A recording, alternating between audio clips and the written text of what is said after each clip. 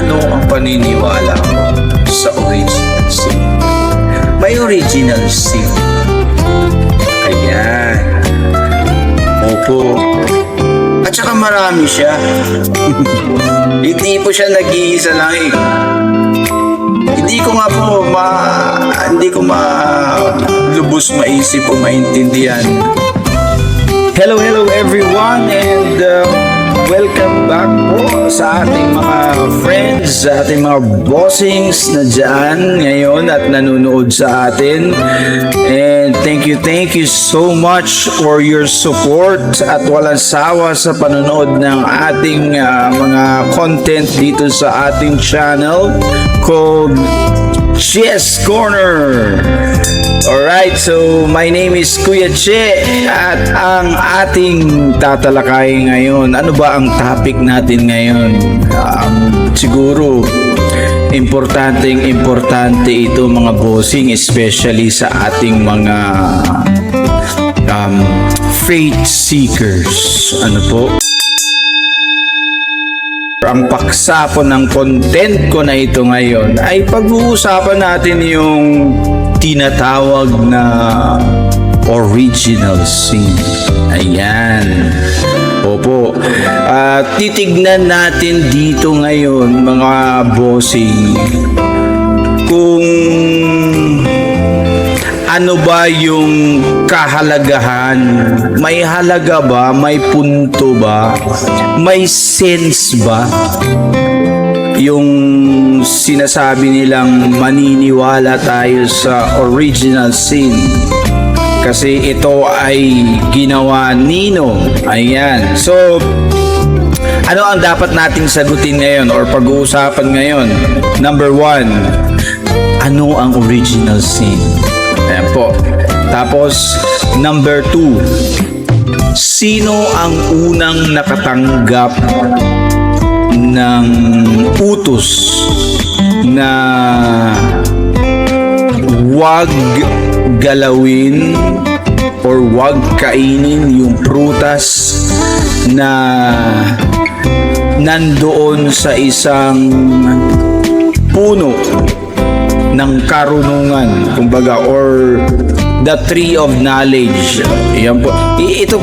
Ito kasi yung yung origin po na nababasa natin sa Biblia na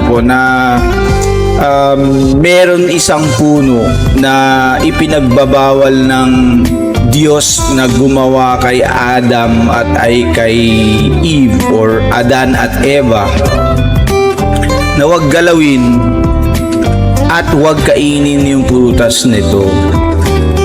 Opo. So, sino po yung unang nakatanggap ng utos? Sino ang unang nakaalam nung puno nung karunungan na yun or yung tree of knowledge? Tapos, sino ang unang na-tempt? Ayan. Or sino ang unang natukso nitong tree of knowledge na ito? At sino ang unang kumain nung prutas na ito na galing sa ipinagbabawal na puno o yung puno ng karunungan or tree of knowledge? Sino ang unang nakakain ng prutas na ito? At ano ang paniniwala ko personally? Ano ang paniniwala ko sa tree of knowledge or original sin? Hindi pala tree of knowledge, original sin. Ayan po.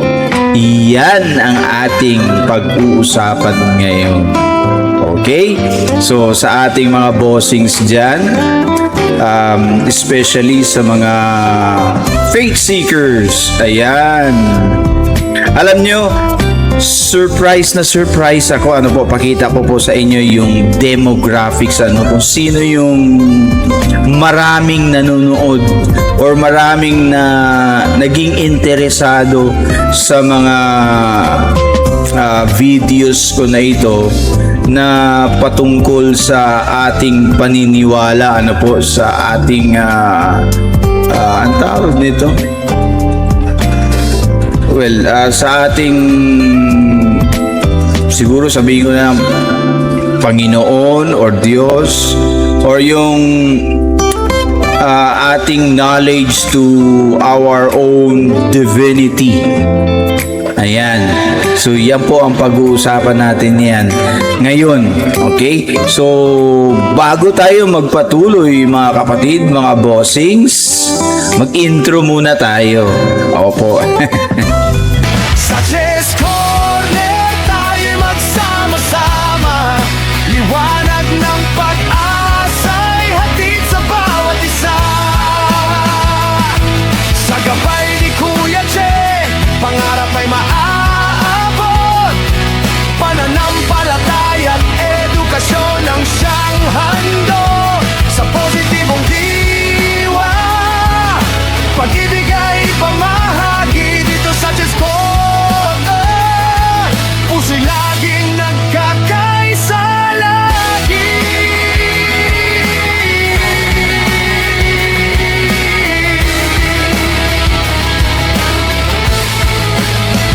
Sa bawat kwento at turo, And we're back po mga bossing, mga friends. Ayan. So bago po tayo magpatuloy sa ating main content ngayon at bago tayo mag-share or bago natin talakayin yung ating mga topics po na ipinakita ko or ipinaalam ko sa inyo kanina, ay gusto ko munang i-share sa inyo itong demographics na ito, kung sino-sino ba talaga ang fake seekers, kumbaga. I consider them as fake seekers na okay? So, sila po yung mga curious sa halimbawa sa paghahanap ng katotohanan na patungkol sa Diyos. Siguro ang mga nasa isipan nila siguro ay totoo bang may Diyos? Siguro totoo bang may espiritu? Na gumagabay, totoo ba yung mga anghel? Ayan. Siguro yan po yung mga nasa loob ng kanilang isip at puso. Ayan po. So, makikita natin, pakita ko po sa inyo, ang mga nanonood po sa atin ay in terms of age, marami po yung mga babae. Pero konti lang naman ang diferensya sa mga lalaki. Yung mga babae, nasa 56.2% po yung nanonood sa atin. At sa mga lalaki naman ay nasa 43.8%. Ayan po. So, ibig sabihin, mas maraming mga babae ang interesado sa pagre-research ng patungkol sa paniniwala sa Diyos. Mga faith seekers. Yan. So, nangununa yung babae kesa sa lalaki. In terms of age naman po, ayan, siguro talagang nasa panahon na po tayo ng tinatawag na yung mga real signs. Ayan. Kasi bakit? Kung ating pong maalaala,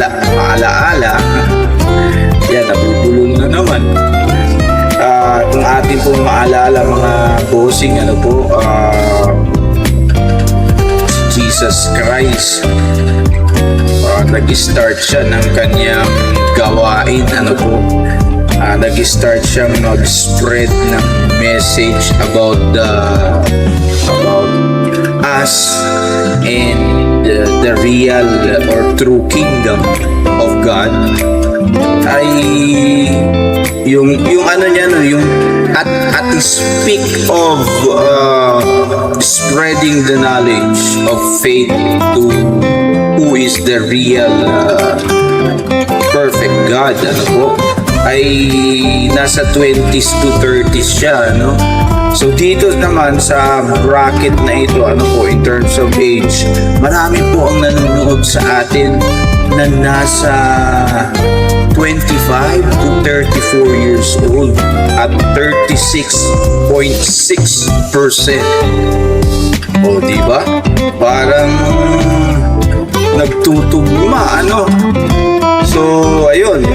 So, ibig sabihin, ito palang mga age na ito, when it comes to faith, ay ang mga curious ay nasa edad na 25 to 34 years old. Sila po yung nanguna. Ang sumusunod po ay yung mga 35 to 44 years old. Okay. At 23.6%. Ayan. Opo. Ang pinakamababa po ay yung 13 to 17 years old. Okay lang yan kasi nasa edad sila ng pure curiosity sa mga bagay-bagay, mga material na nandito sa ating mundo. So, siguro, tama lang naman. Sige, intindihin natin yung mga bata na ito at hayaan natin silang ma-discover kung anong meron dito sa ating material world. Kanya lang, gabayan lang natin talaga sila. Ano po, ipaalam natin sa kanila yung kung ano ang hindi dapat gagawin at kung ano ang gagawin. Pero in terms of curiosity, sa tingin ko mga bossing, mahirap makontrol natin yung mga bata nito. Di natin ito minute by minute, second by second na nababantayan itong mga chikitings na ito, ano po. Pero pagdasal na lang po natin na always protected sila, ano po, ng ating Panginoon Diyos. Ayan. Tapos yung mga age, yung pinakamababa, ano, yung hindi na masyado nagre-research about their own faith ay yung age 55 to 64 at 8% lang. Opo. Pati na rin yung mga 65 years old and above, nasa 10% lang, ano po. So, ito siguro yung mga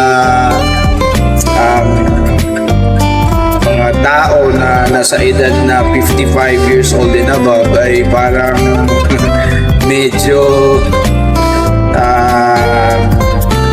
they are thinking that they already know about their faith. They are already sure about their faith. Pero sige lang, wala tayong magawa. Free will nila yun. Ayan. Pero atin pong ipagdasal, ano po, kasi sana dapat, ako in-expect ko 45 and above. Ito yung mga malalakas na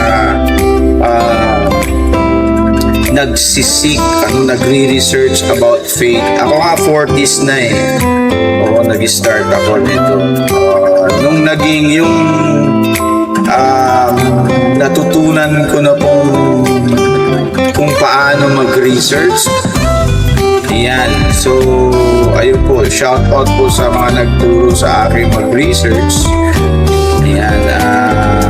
God bless po sa inyo. Mga moms ko dyan noon. At well, in some other ways, you really did change my life and my perspective about life and of course faith. Ayan, kaya hindi ako mahilig magbasa, mga bossing, ano po, pero dahil dito sa research na ito and with the technology that we have right now, ay medyo nagka-interest ako. Ano po? Siguro dahil sa mga experiences na encounter ko, kaya pinag-isipan kong i-research talaga ito. Bakit nagagawa ng mga tao na magganito? Bakit ako may ugaling ganito sa sarili ko? Ayan, nire-research ko siya. Kaya ngayon, siguro, I am not saying that I already know everything. I just want to share it to you. Yung mga kunting natutunan ko related dito po sa ating paniniwala or sa ating faith. Okay, when it comes to our divinity. Yan. So, surprisingly, 25 to 34 years old. Ayan, so sila po yung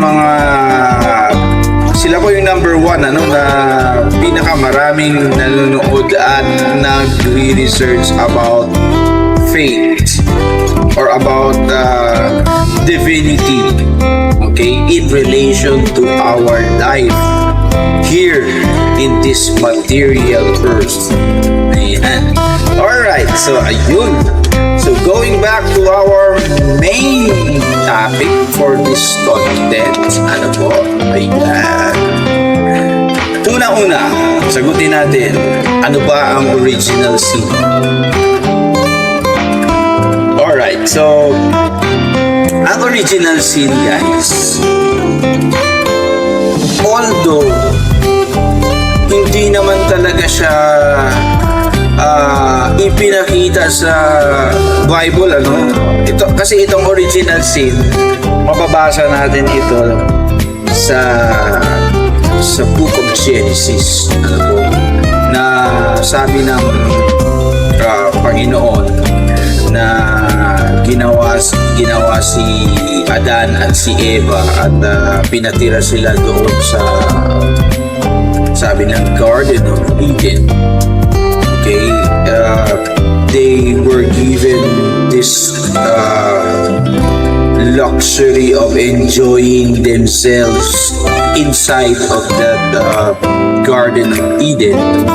But, ayun, merong twist kagad, But, may isang bagay na huwag niyong gagalawin.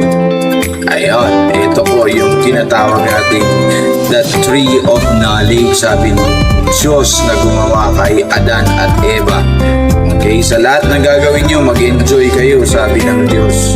Tapos, kanya lang, huwag nyo gagalawin itong puno ng karunungan, ng kasamaan at ng kabutihan, the tree of knowledge of good and evil.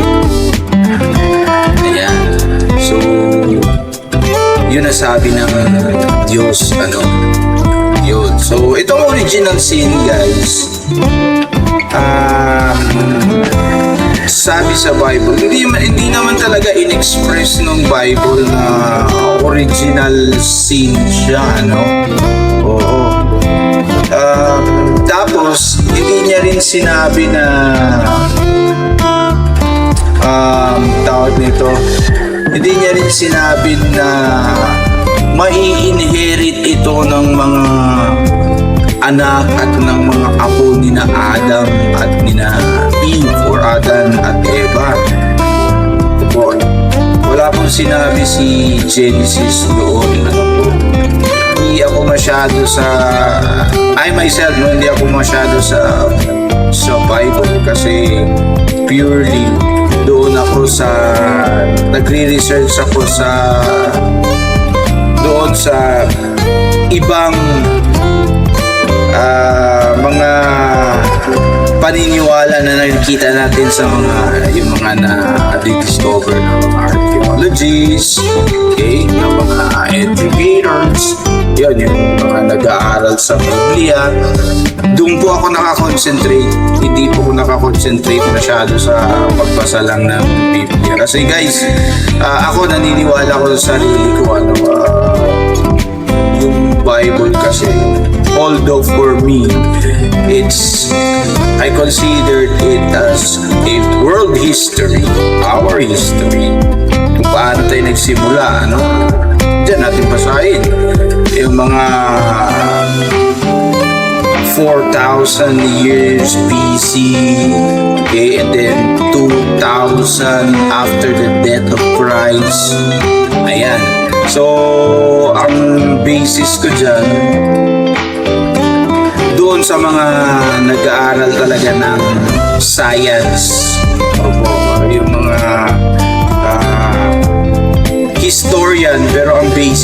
ay scientific. Yung mga evidences na nagagather or na pinapakita sa atin. Ayan. So, balik tayo dun sa topic number 1. Ngayon, sino ba ang unang nakatanggap ng utos? Sino pa? Si Adan, di ba? Sino ang unang nakakita nung tree of knowledge of good and evil? Si Adan. Siya yung una eh. Tapos, ngayon, sino ang unang natukso? Who was first tempted among Adam and Eve? Who was the first one who was tempted to listen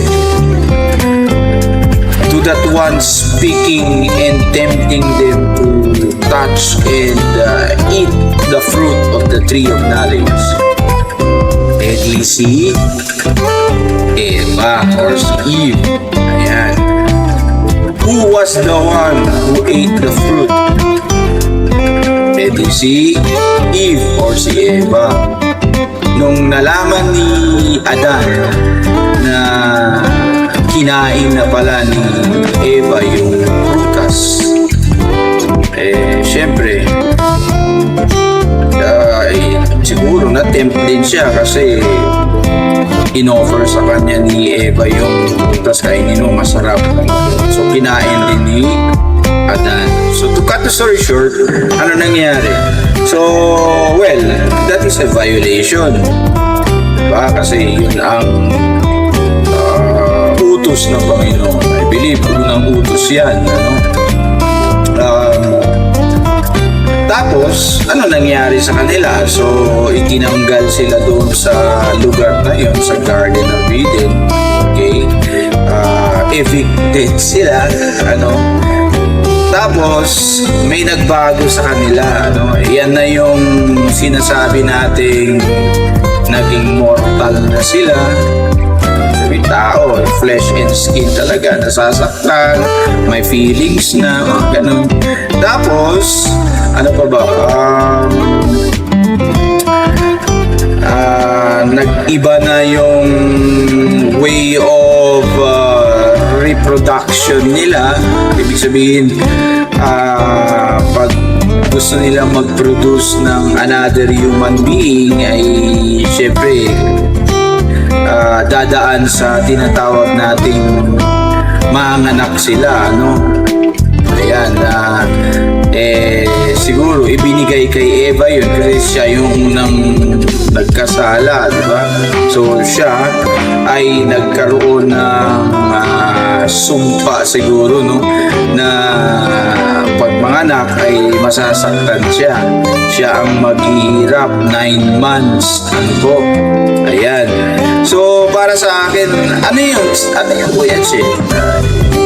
Considered to be the inherent na nga. Para sa akin hindi naman po kasi yun parang punishment yun. Hindi po kasalanan yun, punishment yun siguro na manganak si Eva, pero bago siya manganak dadalhin niya muna yung bigat for 9 months, tapos yung mga side effect o mga sickness, ganyan, minor sickness ba, hindi ko alam kasi hindi naman ako nabubuntis 9 months, tapos manganak, lalabas yung bata sa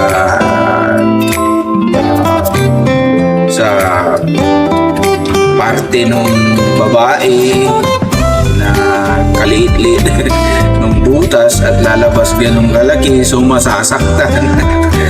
Anyways, ayun. So, tapos, ano pa ang mga ibinigay na parusahan sa kanila? Yung magtatrabaho na sila para sila yung makakain, So, that would be considered a challenge to them. O, di ba? Example, basic lang. Paano tayo makakakain? Di magtanim. So, pag magtanim tayo, ilang araw pa or ilang months pa bago natin siya ma-harvest, bago natin maluto, di ba?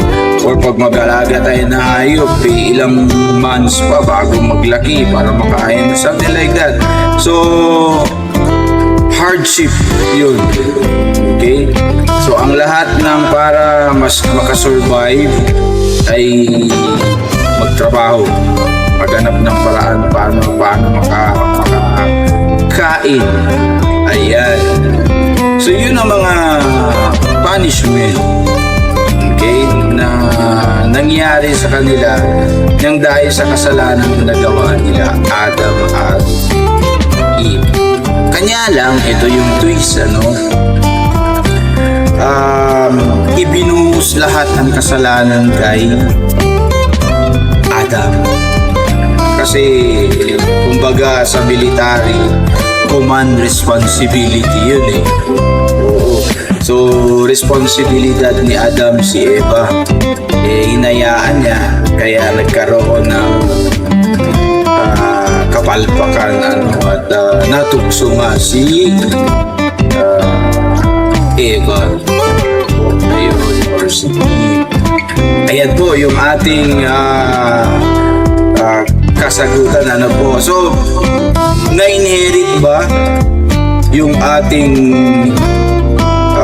yung original sin na i-inherit ba? Okay, sagutin natin yan sa next topic natin. Sige. Every piece of evidence tells a story.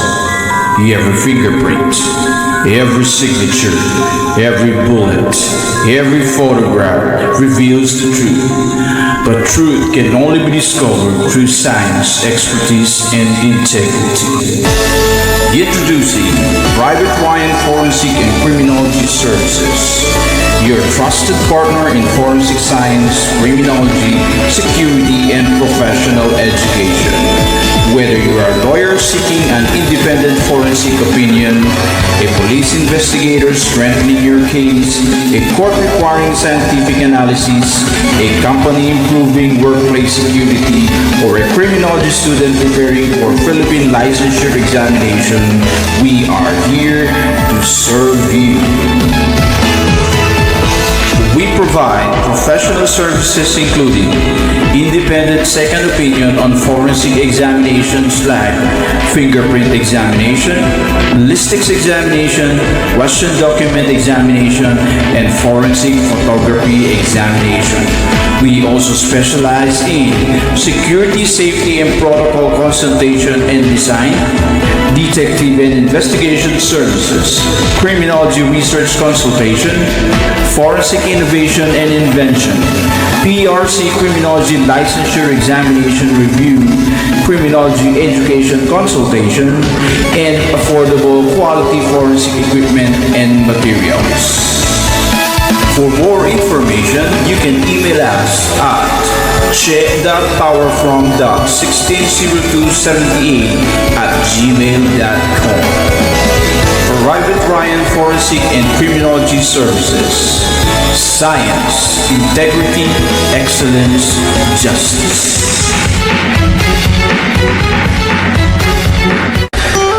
Alright, so let us now proceed to the next topic. Ayan, so sino ba ang nagpalago nitong original sin na ito? Ayan. So, it all started out from Apostle Paul. Okay, isinulat niya sa kanyang libro na Paul the Apostle.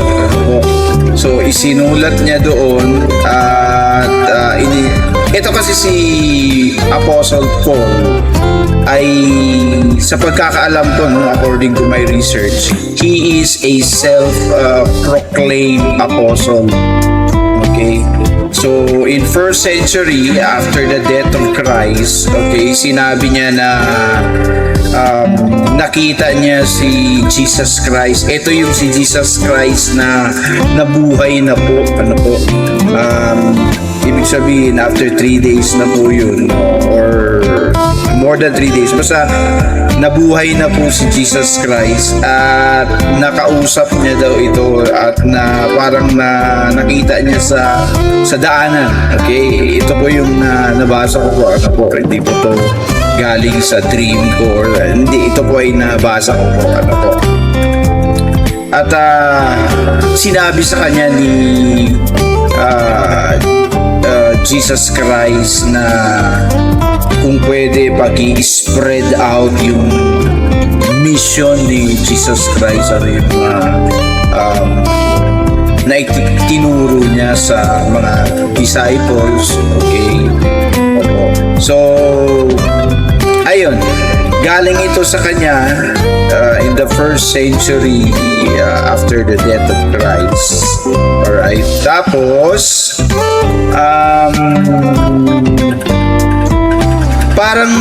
parang may pagsisisi dito, may sinisisi si Apostle Paul. Okay, sabi niya, from one man, okay, because of the sin, he created death, and Jesus Christ, okay, pumunta dito sa mundo and he spread love and life. Yun ang sabi ni Apostle Paul. To be exact, walang laban, no? Ano lang, sinabi niya, Jesus came here to give life. Yun ang exact word na nabasa ko. So, ibig sabihin, parang sa akin, para sa akin, isinisi niya si Adan na nagkaroon ng kasalanan. Kung ating maisip ay hindi naman siya nagkaroon ng kasalanan talaga, physically, kasi ang una naman na tukso talaga ay si Eva. Pero talagang lahat ng kasalanan ay ibinigay at binato kay Adam. So yun. Tapos, in the 4th and 5th century, pinalago ito ginawa itong parang doktrina ni Agustin, okay, of Hippo. Ayan. Ang paniniwala ni Agustin ay na yung mga, especially yung mga newborn, sabi niya, na-inherit yun talaga yung kasalanan na nagawa ni Adam and Eve. So dapat, ito ang sinabi ni Agustin, dapat para matanggal yun is through baptism. So si Agustin yun, in which ito ay kinontra ni Pelagius, kasi sabi ni Pelagius ay paano magkakaroon ng kasalanan yung baby, yung bagong panganak na sanggol, wala pa namang pag-iisip yun, diba? So hindi pa naman niya alam kung anong nangyayari sa mundo nung pinanganak siya. Oo. Pero ang talagang binigyan ng pansin natin mga tao, especially yung mga Kristiyano, ay yung idea ni Agustin. Opo. So yun talaga ang pinaniniwala na talagang namana natin yung kasalanan ni Adam and Eve, na yung kasalanan ginawa nila sa Garden of Eden, kumbaga. Yan. Kahit ako po ay dumaan din ako kasi pinanganak po ako sa pamilyang Kristiyano. O kaya ako po ay binaptize, okay, sa Iglesia Katolika. Ayan. Kung maalala ko according to sa mga story ng parents ko, si Father Chow pa, parang insik yung apelido ng pari na nagano sa akin, nag-baptize sa akin. Ang pangalan ko po ay dalawa, Ryan Joseph. Bakit po naging Joseph? Kasi binaptize po ako, binautismuhan po ako sa iglesia ni Saint Joseph. Ayan, kaya may Joseph na karugtong yung pangalan ko. Ayun po. So yan ang short explanation or sharing ko po sa inyo kung saan ba talaga na origin or nanggaling yung original sin. Ayan. Ngayon, eto na. Ano ang paniniwala ko sa original sin? May original sin.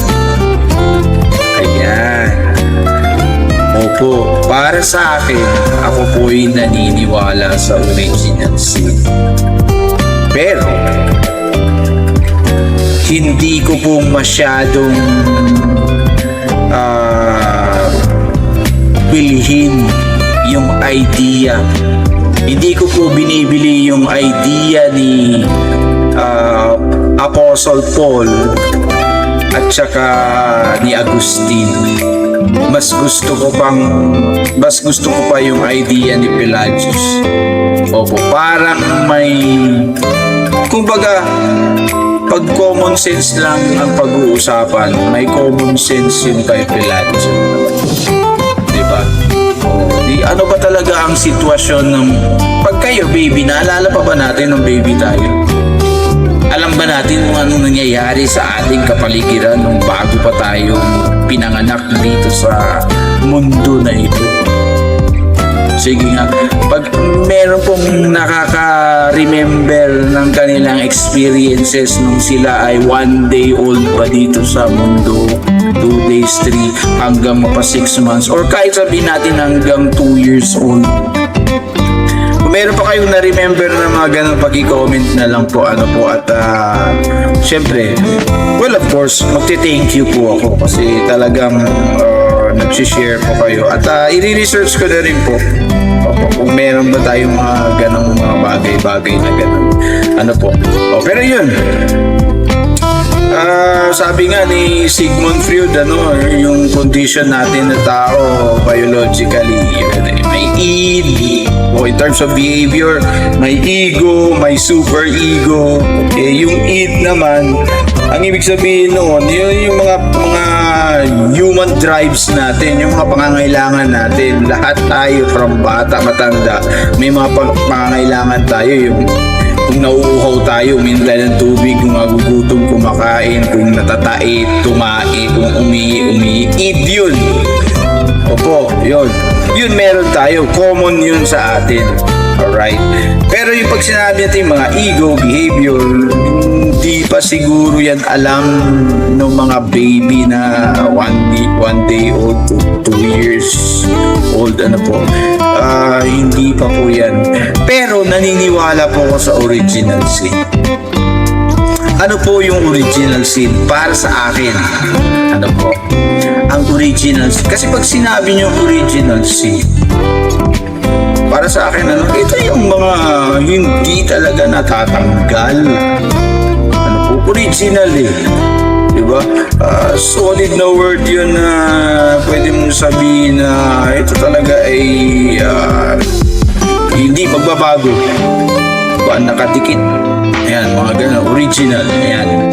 So, naniniwala ko sa original sin, mga bossing, mga friends, mga kapatid. Pero iba yung original sin na paniniwala ko.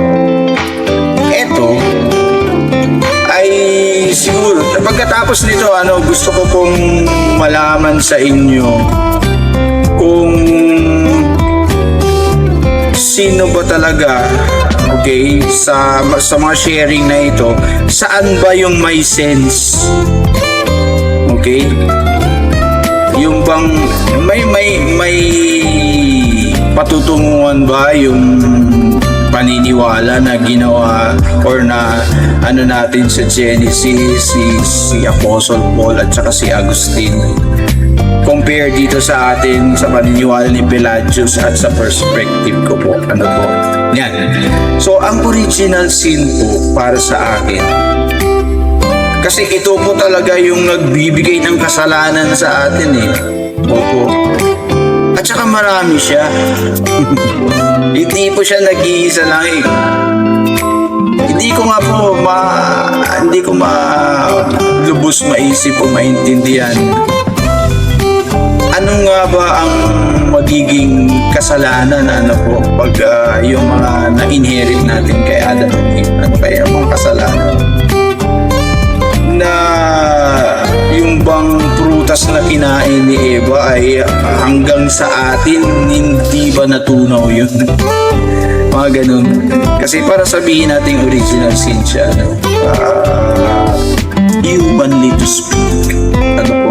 Alright, so eto, ang original sin na kung saan ako'y naniniwala, ito yung mga kondisyon na meron tayo.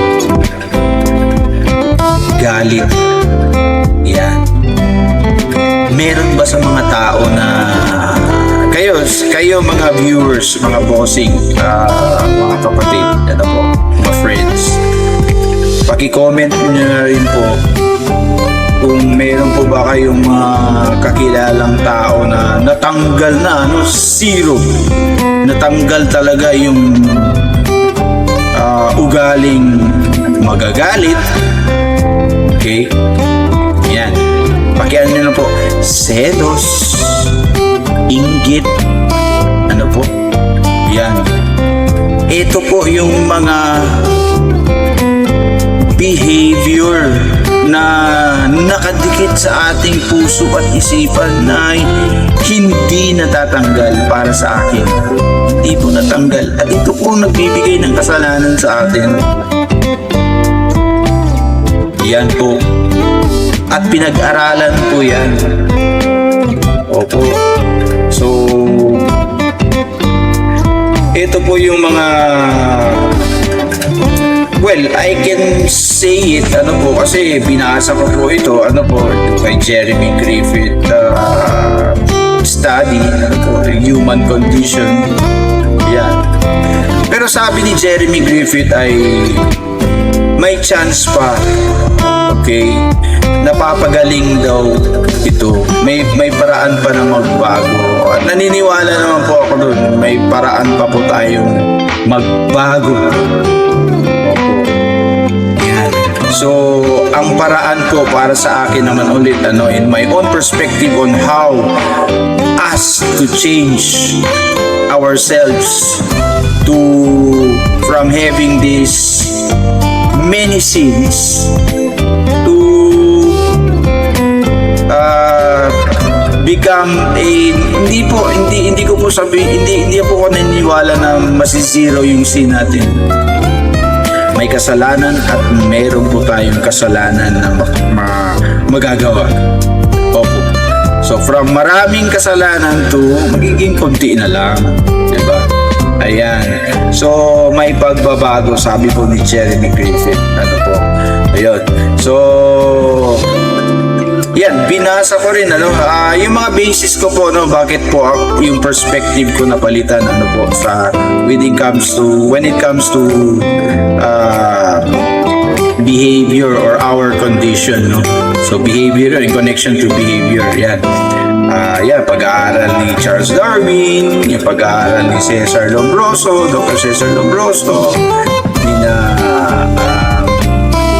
sino ba ito? Si Jeremy Bentham, Cesar Beccaria, yan.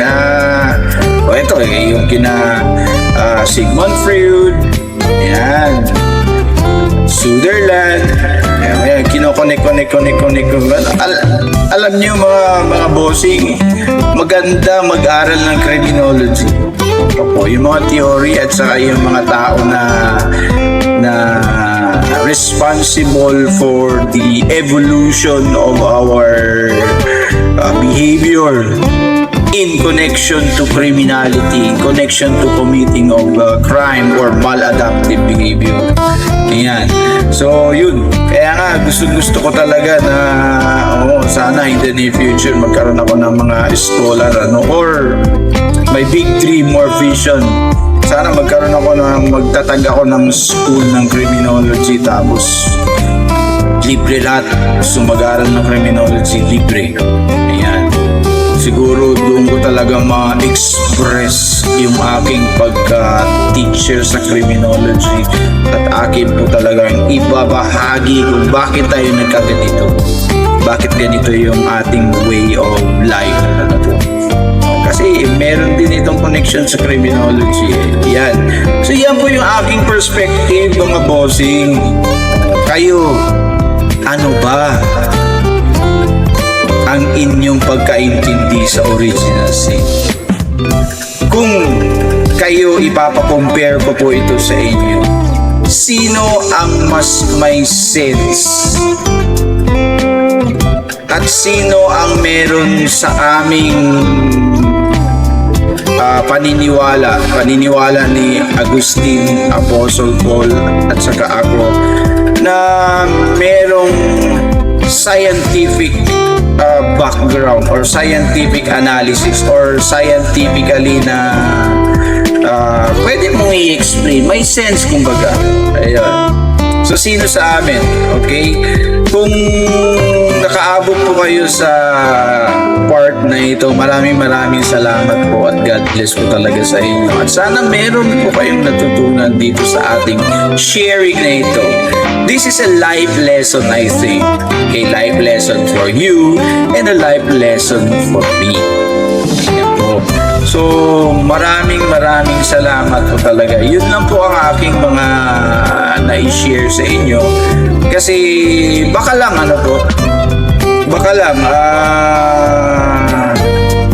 sa pamagitan nitong media na ito, o itong activity natin na ito, sa pamagitan ng content na ito, ay baka magbago yung way of thinking natin. Patungo tayo sa magandang patutunguhan, and eventually we will make this place a better place to live in peacefully and with God's or perfect God the Father's grace. Okay? Ayan. Ano pa yung nakalimutan ko pa pala yung ano pa yung ating mga original sin yun, yung pagiging violente natin mga bossing. Sana mawawala ito. Sana sa pamagitan ng konting information or sharing na nabigay ng Chess Corner, ayan po, ay magiging advokasya po ito. Ma-spread out po ito. At yan. Kasi para sa akin ang haba-haba ng mga dasal na paulit-ulit. May hinahawakan pa tayong parang maliliit na mga bola na alam nyo guys, kahit anong para sa akin, kahit anong dasal yan, basta nagdadasal, pumipikit, concentration nyo ay dasal. Dasal to, totoong dasal po yan. Opo, kahit kanino po tayo nagdadasal, kahit iiba-iba yung Diyos natin, basta totoo po yung dasal na yan, basta nagdadasal. Kasi ano po ba ito? Scientifically, frequency po yan. Yan. Ayan, napupunta tayo sa quantum physics. Ayan po. So, yun po ang aking perspective. So, maraming salamat po sa panonood. Kung kayo po ay may mga tanong pa or mga paksa na gusto natin pag-uusapan, comment down below lang. Opo. At syempre, pa-subscribe na rin po, like and share. Opo, para tulong na rin po yung ninyo sa akin para ma-spread out na rin natin. At kung halimbawa binigyan nyo po kami ng pagkakataon na lumago, ayan, ipapakita po namin sa inyo kung ano or kung saan napunta yung mga tulong nyo, mga kapatid, mga bossings. Opo, gawin nyo po kaming mga instrumento para sa kasiyahan natin lahat, diba? Kaya nga, I am keep on saying this: if they are happy, we are more than happy for them. At dyan po nagtatapos ang ating content para sa episode na ito, mga bossing. Maraming salamat po sa panonood ninyo. And see you guys soon. Until then, bye-bye. God bless. Peace.